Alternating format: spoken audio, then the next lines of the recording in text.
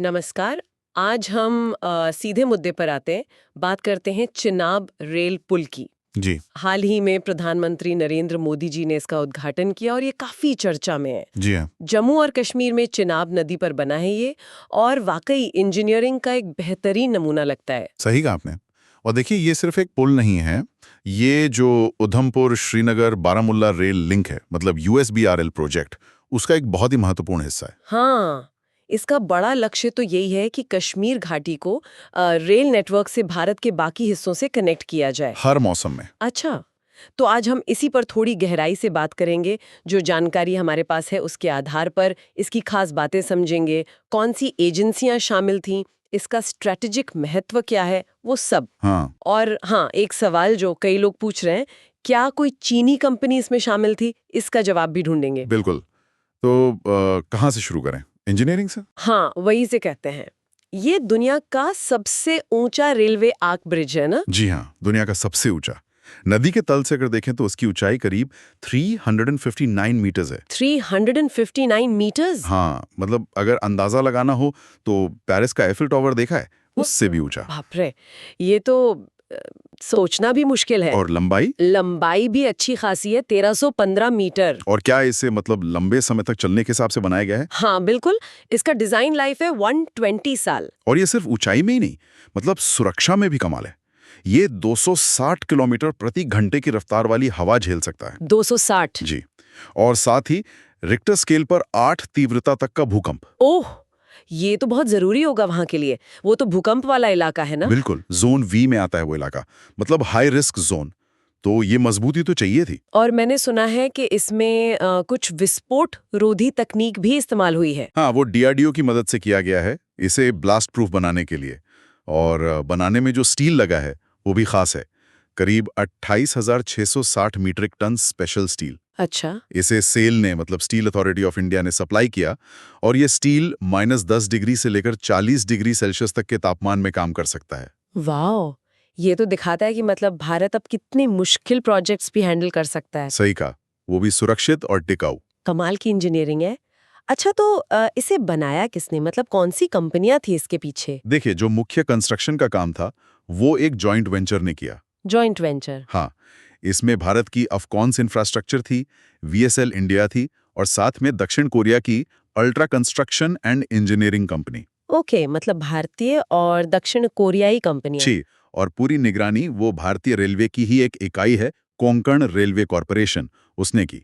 इसे राष्ट्रीय परियोजना का दर्जा भी मिला हुआ था। और डिजाइन का क्या? इतनी ऊंचाई, इतना मुश्किल इलाका, डिजाइन तो बहुत चुनौतीपूर्ण रहा होगा। हाँ, वो तो था ही। जो मेन डिजाइन है वो फिनलैंड की कंपनी है WSP, उसने तैयार किया। फिर जो मेहराब है, मतलब आर्च, उसका डिजाइन जर्मनी की लियोनार्ड आंद्रे एंड पार्टनर ने। और पाइलॉन का डिजाइन ऑस्ट्रिया की वियना कंसल्टिंग इंजीनियर्स ने किया। तो काफी सारी विदेशी कंपनियां थी डिजाइन में। क्या भारतीय संस्थानों ने भी कुछ किया? हाँ बिल्कुल, जैसे IISc बेंगलोर ने नींव की सुरक्षा पर काम किया। IIT दिल्ली और रुड़की ने ढलान स्थिरता और भूकंपीय विश्लेषण जैसे जरूरी काम किए। और DRDO का तो हमने जिक्र किया ही, विस्फोट रोधी तकनीक के लिए। इनके अलावा भी कोई था? हाँ, कुछ ब्रिटिश और स्विस कंपनियां भी थी प्रूफिंग के लिए, और कुछ खास पुर्जों की सप्लाई के लिए।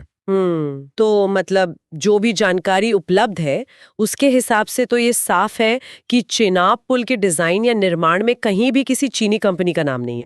नहीं, बिल्कुल नहीं। जो भी दस्तावेज या रिपोर्ट्स आए उनमें भारतीय, दक्षिण कोरियाई, फिनिश, जर्मन, ऑस्ट्रियाई, ब्रिटिश, स्विस, इन सब का जिक्र है। चीनी कंपनी का कहीं कोई उल्लेख नहीं है। ये जानना जरूरी है, आजकल इस तरह की बातें उठती रहती हैं। हाँ, और पारदर्शिता रखना अच्छी बात है। ये प्रोजेक्ट तो काफी लंबा चला ना, शायद 2004 में शुरू हुआ था। हाँ, 2004 में शुरू हुआ। फिर बीच में 2008 में स्थिरता और सुरक्षा को लेकर कुछ चिंताएं थीं, तो काम रोकना पड़ा था। ओह अच्छा। हाँ, चुनौतियां बहुत थीं। एक तो भूकंप का खतरा, फिर वहाँ की ज़मीन की बनावट, मौसम बहुत ख़राब रहता है अक्सर, और फिर भारी सामान, मशीनें वहाँ तक पहुँचाना बहुत मुश्किल काम था। 2008 में जब रुका तो लगा भी था कि शायद ये बन पाएगा या नहीं। लेकिन फिर 2010 में दोबारा शुरू हुआ। जी, 2010 में नई प्लानिंग के साथ फिर से शुरू हुआ, और देखिए आखिरकार बनकर तैयार हो गया। और अब जब ये चालू हो गया है 6 जून 2025 को उद्घाटन के बाद, तो इसका असल असर क्या होगा, मतलब रणनीतिक और आर्थिक रूप से क्या मायने हैं इसके? देखिए, सबसे बड़ा और सीधा असर तो है कश्मीर घाटी के लिए हर मौसम में कनेक्टिविटी, पक्की रेल कनेक्टिविटी। हाँ, वो तो है। अभी जैसे कटरा से श्रीनगर सड़क से जाने में 6-7 घंटे लग जाते हैं। हाँ, लगते हैं। ट्रेन से ये सफर महज आप समझिए करीब 3 घंटे का रह जाएगा। सिर्फ 3 घंटे? हाँ, तो सोचिए इससे टूरिज्म को कितना बढ़ावा मिलेगा, व्यापार कितना आसान होगा, पूरे इलाके का विकास कितनी तेजी से हो सकता है। और ये सिर्फ आम लोगों या व्यापार के लिए ही नहीं होगा शायद। सुरक्षा के लिहाज से भी। निश्चित रूप से ये नागरिकों और सैन्य कर्मियों दोनों के लिए आवाजाही को बहुत आसान बनाएगा। तो इसका दोहरा उद्देश्य है, कह सकते हैं। ये पुल सिर्फ मतलब स्टील और कंक्रीट का ढांचा नहीं है, ये एक तरह से राष्ट्रीय एकीकरण का प्रतीक है।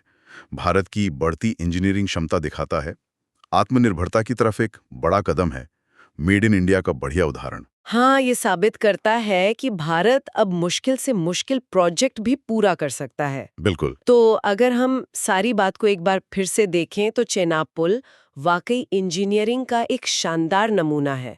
इसे मुख्य रूप से भारतीय कंपनियों ने बनाया, साथ में दक्षिण कोरियाई और दूसरी अंतर्राष्ट्रीय मदद भी ली गई। हाँ, और जो जानकारी है उसके हिसाब से इसमें कोई चीनी हाथ नहीं है।